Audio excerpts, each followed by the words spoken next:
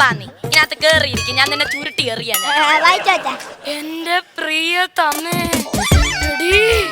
എടാ നിന്നോടൊത്തുള്ള ജീവിതമാണ് ഞാൻ എന്നും സ്വപ്നം കാണുന്നത്.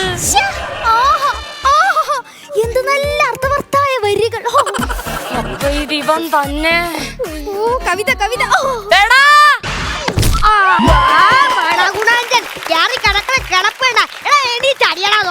ശരി അമ്മേ.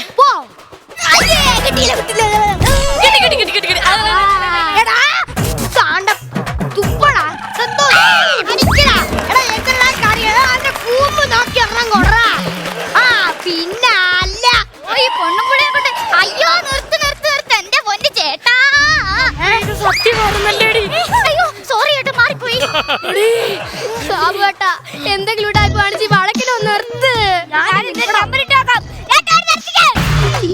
എന്തിന്റെ പേരിലുള്ള പ്രശ്നമാണെങ്കിലും ഒരാൾ എഴുതി കത്ത് വേറൊരാൾ പൊട്ടിച്ചു വായിക്കുന്നത് തെറ്റാണ്. അതുകൊണ്ട് രേവതിയുടെ അച്ഛൻ ഇപ്പൊ ഇവിടെ മാപ്പ് പറയണം.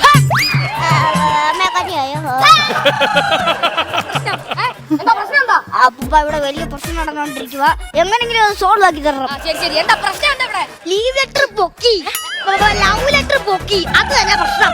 ലവ് ലെറ്റർ പൊക്കിയ പൊക്കിയത് പൊക്കി, എന്തിനാ പറഞ്ഞ് നാട്ടുകാരെയും കൂടി അറിയിക്കുന്നത്? പിള്ളേരുടെ ആഗ്രഹം അതാണെങ്കിൽ അങ്ങ് നടത്തിക്കൊടു. പ്രായത്തിമൂത്ത മനുഷ്യ,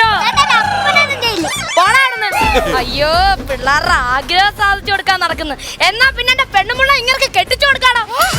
എന്റെ രമണി, നീ ഇത് വല്ലോ കേൾക്കുന്നുണ്ടോ? എന്തൊക്കെയല്ലേ ഈ കത്ത് ആരാണ് എഴുതിയെന്ന് സത്യം പറഞ്ഞോ? ഇല്ലെങ്കിൽ ഞാനിവിടെ കൈയക്ഷര വിദഗ്ധനെ കൊണ്ടുവരും, എന്നിട്ട് നോക്കിക്കും ആരാന്ന് വെച്ചാൽ ഞാൻ അവനെ കൊല്ലും. ഇടഞ്ഞാ ഞാൻ ഗുണ്ടയാക്കാൻ. നീ ഗുണ്ട. എന്തിനാ സുന്ദരി? അതോട്ട് വാ, ഞാൻ നിങ്ങളെ ശരിയാക്കി. അയ്യോ സുന്ദരി,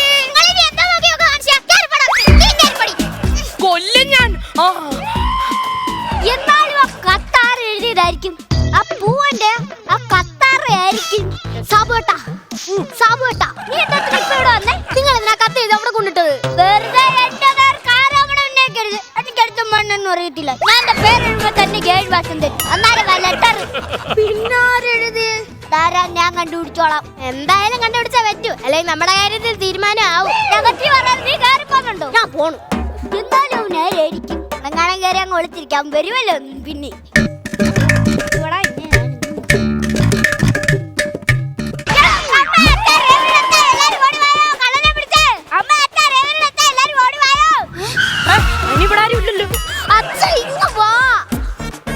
അവന്റെ തുണി ഒന്ന് മാറ്റ, അവന്റെ മോന്ത ഞാനൊന്ന് കാണട്ടെ.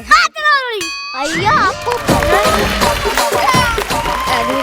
അച്ഛന്റെ പ്രായമുള്ള മനുഷ്യ, അപ്പൊ നിങ്ങളായിരുന്നല്ലേ എന്റെ പെണ്ണുമുള്ളക്ക് കത്തെഴുതിയത്? നിങ്ങള് ഞാൻ അവൾക്കല്ലേ എഴുതിയത്? രമണിക്ക ഈ വയസ്സാം കാലത്ത് എനിക്കും വേണ്ട ഒരു കൂട്ട്. മൗനം സമ്മതം ഒന്ന് കൂട്ടിക്കോട്ടെ.